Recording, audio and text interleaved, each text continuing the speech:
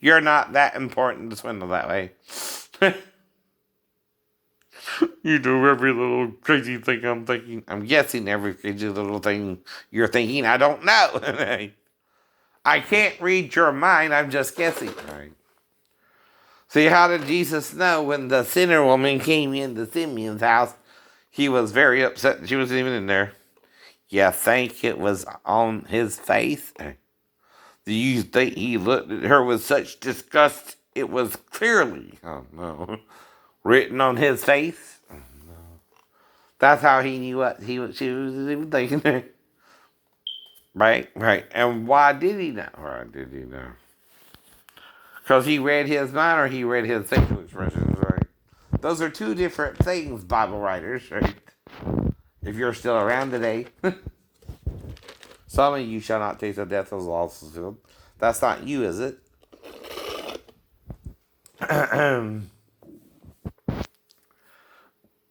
Or is that the Roman soldiers who may have raped him? But that might be why they're still around. They did eat of the tree alive. And you delivered him over to them.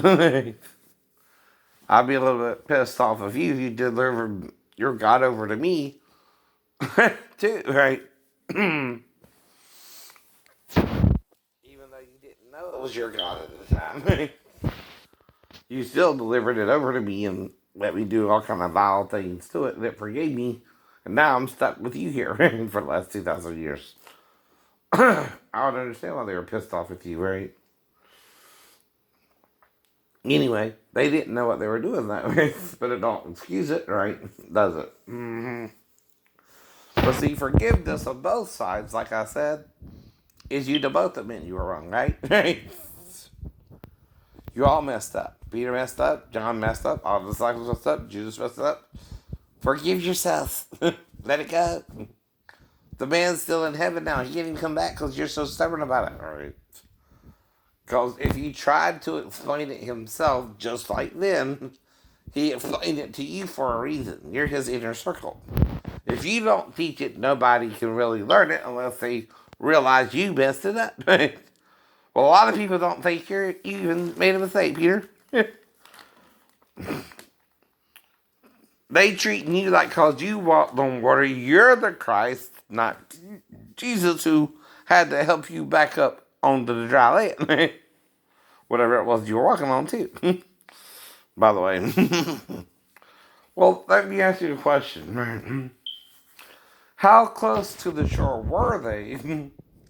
If Jesus is walking on the water, and Peter starts walking on the water too, but then he falls and he goes off the water, right? But then he's suddenly back on it with Jesus, right? Could you be that close to the shore, and then suddenly you're at the shore? But see, myths happen in man's minds, right? You understand what a myth is? Even Roman soldiers might understand better than you, Peter, what I mean. See, if there's an off embankment near the shore, right, and you're not yet at it, but Jesus was, he's walking on the land and water, but it looks to you like he's walking on the water when he's not. He's really walking near the shore. And if you're immediately at the shore when he gets on board, you were what? Close to the shore to begin with, right? Now, did Jesus say he was walking on the water ever? No. Who did? The disciples did. That's another lie. He never could walk on the water. You could be a solid human being. Dumbass, right? You created a myth. I know. Just like the water in the wine. He never turned water into wine, John. What it really was when they drank the water at the feast, wine dehydrates you. Mm-hmm. But when you drink water after wine, it's more refreshing than the wine. Idiot. You got that wrong too, John. That's why. It tastes better than the wine because the water's always better than wine for you. I know it is. Sir, you messed that one up. Another myth down the drain. It's a myth, John. Well, I'm speaking to you like you're still here today, Bruce. Don't bring me down, though. Right. I don't know what I'm talking about. You know everything, huh? You know, really, magically, water can turn into wine, huh? No. No. But water is better than wine. Ain't that right, scientists? Exactly. What does wine do, though? To hydrate you. But if you drink water after, ain't it going to be better than the wine? Yes, it will. You know what I mean, right? But these religious assholes, I mean, not understanding the nature of the miracle, falsified it as a miracle. Jesus never said it was a miracle. Jesus never said the water was anything but water. But the guy was probably so drunk off his butt he didn't care. Or when he tasted the water, it was better than the wine, like it's supposed to be better than the wine. But this is purified water. It's probably real chill, too, right? Probably good as hell to drink. After wine, after wine. It's what you don't realize about the story. You're so monumentally naive. You don't know why it's better to drink water than wine in the first place. D, what's your body filling up with? Wine or water? Water. That's why, even the scientists don't realize Jesus never said or claimed to turn the water into wine. That was all John, right? That's his myth, right? About Jesus. He blew that up. He blew that up. But really, it was still the water. It's purified water. See, there's not a drop of anything unpurified about it. It's just pure water, right? No blemishes, nothing, no shit in it. No shit in it. Nothing's in it but pure water, pure water. So you drink that after wine, what's it going to do? You're going to be refreshed, right? Yeah. Yeah. That's another myth. Busted. Busted. They're mystifying Christ like he's superhuman when he's just human, right? The only thing God did do, though, is really resurrect him. And really did the miracles. Now, the miracles, okay, was also the person's belief in him as the Messiah and God, right? That they would be healed, right? And God. That's why that worked. Jesus and God were one, and that they believed together, right? That if they believed in Jesus, they would be healed, right? The miracles were real. Otherwise, I wouldn't be wrong with that, right?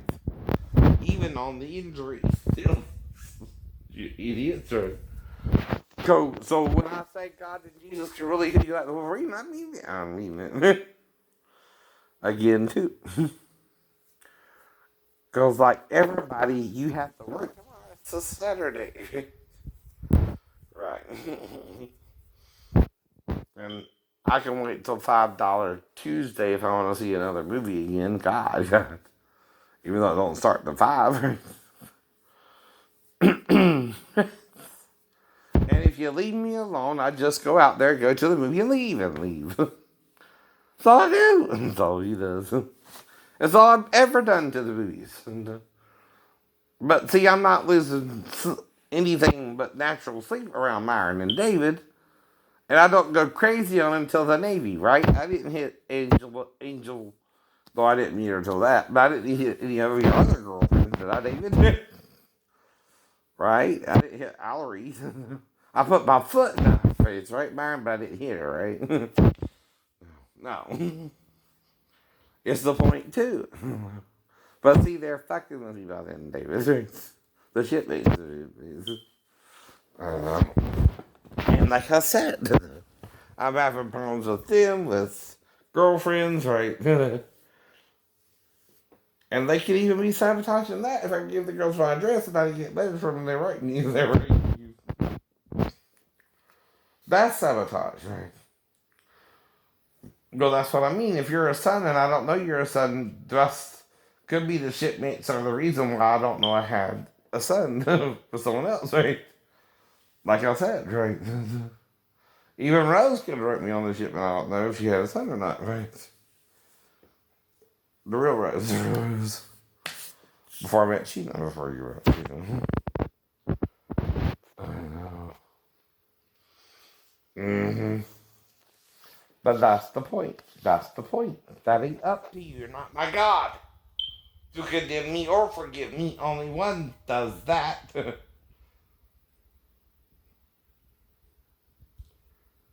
And only one forgives.